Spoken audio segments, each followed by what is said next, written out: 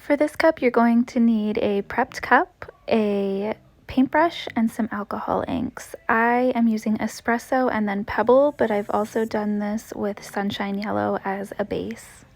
The alcohol inks I'm using are from Tim Holtz. So all you're going to do is put some alcohol ink on your cup and brush it back and forth. It is literally that easy. So when I do this, I tilt the cup down and then I take my alcohol ink and squeeze out a line straight down the cup. When you brush it, make sure you're doing long strokes up and down the cup, otherwise you're not going to get that real wood grain look. If you miss a spot, don't worry about it. We're going to come back in with more layers and we'll cover up all the spots.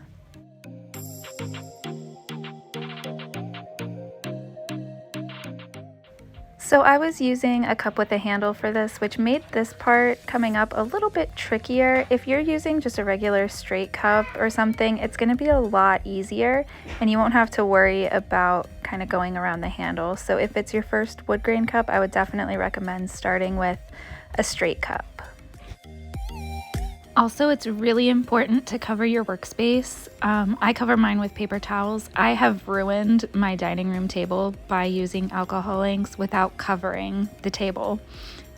So definitely cover it up. You can see all my splatters down by the other two alcohol inks just from painting this on.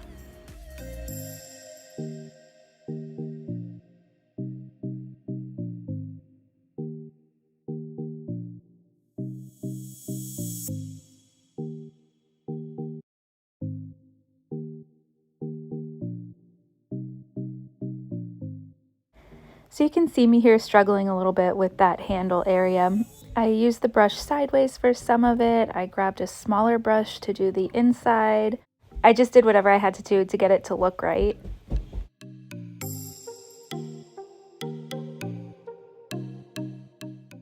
So you can see here I'm using the smaller brush, and I just wanted to take this opportunity to say you don't have to use any certain size brush to do this. It's totally okay to use a bigger brush, a smaller brush, whatever effect you like and whatever you have on hand. It's totally up to you and it will work no matter what.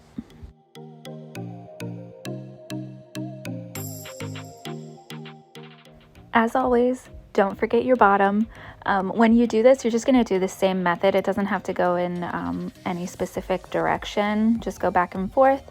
And be careful for drips. I had a drip and it ended up looking okay, but you could get a drip that goes all the way down the side and you might not like the look of it. So just be careful, watch for the drips. But even if you do make a drip like I did here, you'll see you can fix anything. Especially now we're going in with the second coat and you can see how when you put the alcohol ink on again, it kind of changes the look of the original layer and it kind of changes the wood grain lines on it. So everything is fixable and everything can be made to look beautiful. So my biggest tip for second and third and fourth, if you want layers, is to keep your alcohol ink towards the middle of the cup because the edges are going to get a lot darker than the middle.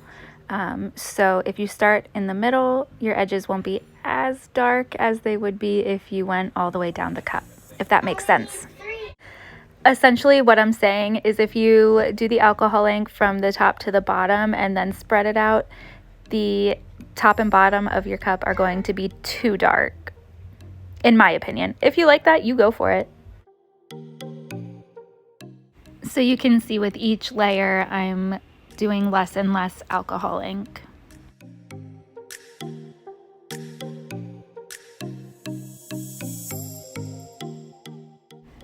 At this point, I felt like it was a little too yellow, which kind of doesn't translate on video, but I decided to add some pebble on top to tone down the yellow that I was seeing. I was babysitting my niece and nephew this day, so you can see my niece giving me some tips on what I should and shouldn't do.